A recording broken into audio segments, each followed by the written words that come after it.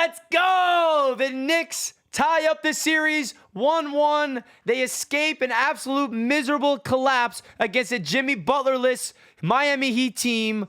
We avoid going down 2-0, heading back to Miami. Oh my gosh, I am so happy the Knicks were able to close this game late in the fourth quarter. Jalen Brunson arrives in the clutch. Julius Randle, welcome back. RJ Barrett, excellent start to the game. It wasn't pretty, it wasn't perfect, but the Knicks were able to get the W, and that's all that matters. Let's dive deep into this game. Now, before we dive deeper into it, if you guys are new to the channel, make sure you hit that subscribe button, and feel free to comment down below your thoughts of the Knicks and Heat game, your biggest takeaways, what needs to change in order to go out there in game number 3 and make sure that we're on our A game against the Miami Heat team on their home floor, most likely with Jimmy Butler. And also, guys, please do your boy a gigantic favor by simply hitting that thumbs up button. Let's get further into it. So first, let me just say this. The Miami Heat, they are so well coached, and they have so many players on that team that just steps up and contributes at an unbelievable level. Without Jimmy Butler, this Miami Heat team was just playing out of their damn minds. I mean, the three-point shooting was ridiculous, and luckily the New York Knicks were able to cool them off late in the fourth quarter, and our stars stepped up when we needed to the most. They made more plays late in that game, and they were able to get this W without Jimmy Butler. I don't know how the Knicks would have survived this series going down 2-0 and losing on their own home floor against the Miami Heat team without Jimmy. I mean, it's that simple. And obviously, we're the heavy favorites to go against a Miami Heat team without Jimmy Butler, and it would have been an absolute disgrace. And this is not going to be the same Heat team we're going to see in a couple days back in game number 3 because Jimmy Butler's most likely going to be playing. I get all that. But the Knicks were still able to fight through a pesky battle with the Miami Heat team that was super pesky, playing good defense in zone. But the Knicks came through when it matters the most, and that's what the NBA playoffs is all about. Each game tells a different story, and the Knicks were the better team in this game late in the fourth quarter when it matters the most. Now, let's talk about Jalen freaking Brunson, because he came into this game with a banged-up ankle, and he did not look like himself in that first half. It was really scary to see Jalen Brunson just not be himself, and I thought it was done. I mean, without Jalen Brunson doing Jalen Brunson things all season long, this Knicks team has no chance.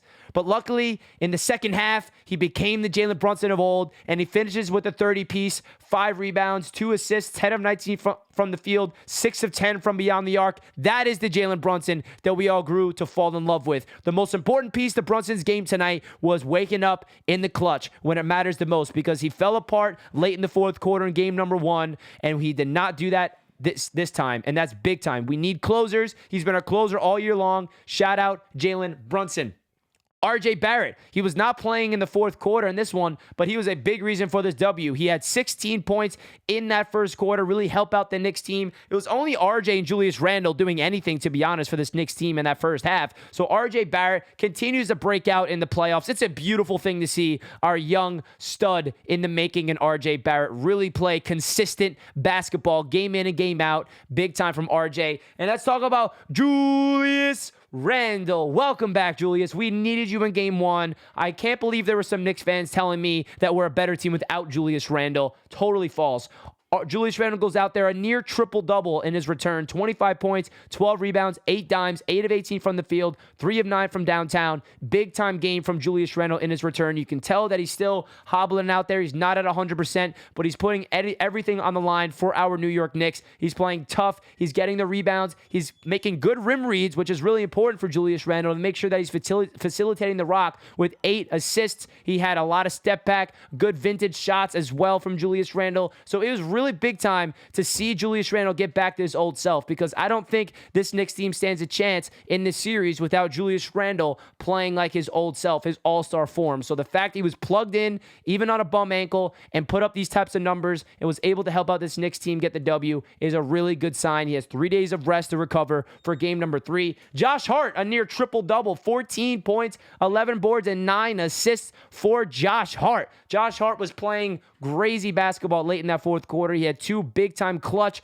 three-pointers, which really helped out this Knicks team. He was getting clutch rebounds after clutch rebounds. Big-time game from Josh Hart, a near triple-double for him. He plays scrappy. We know what he brings to the table, and we needed everything from him. And the big men from the start of this game, and Mitchell Robinson and Isaiah Hartenstein, they were both in foul trouble from the start, and luckily it did not hurt the Knicks in the end. The Knicks had to go small at times, but Isaiah Hartenstein really plugged in that fourth quarter, and he played 26 minutes, had 9 crucial rebounds. Mitchell Robinson did not have his best game. He only had 6 points and 5 boards.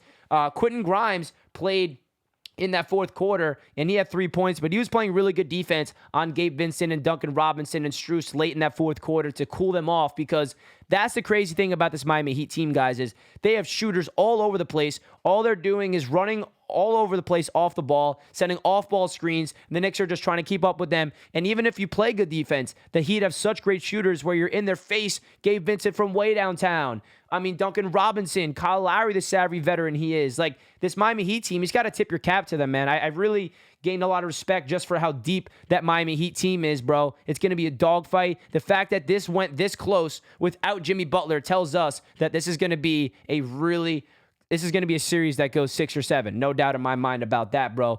So a pesky W for these Knicks. And I know that, the narrative might be, the Knicks struggled to beat the Heat without Jimmy Butler and Tyler Hero and Victor Oladipo. And I get that's going to be the narrative here, but the Knicks got the job done.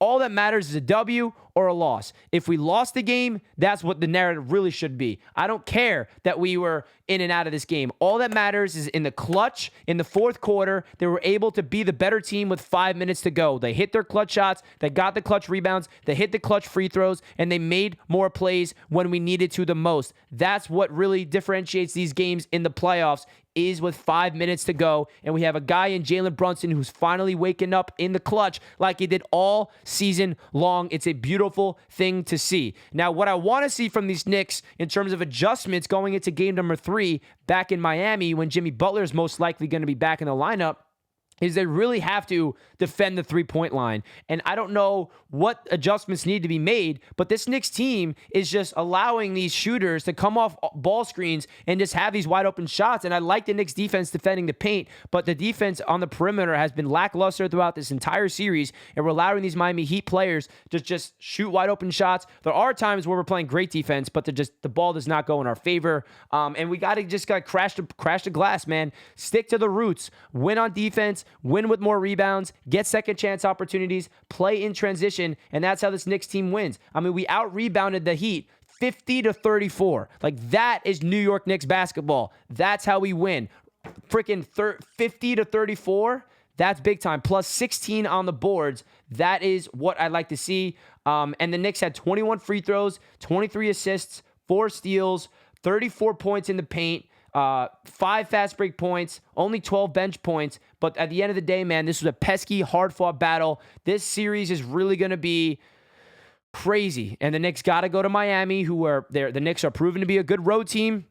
And they got to be able to beat the Heat with Jimmy Butler. And I got confidence that they will, because in game 1, we did not have Julius Randle. Now we have Randle healthy. He's going to get 3 days of rest. And let's get full throttled and force ready to go for game number 3, folks. I'm pumped up. You should be pumped up too. The Knicks are back in this series, tied 1 apiece. Let's freaking go. Let me know your thoughts down below in the comment section, guys. Let's go freaking Knicks. Like this video if you guys enjoy. It really does help out the channel. And I'll catch you guys next time. And let's freaking go Knicks. Let's go. Let's go.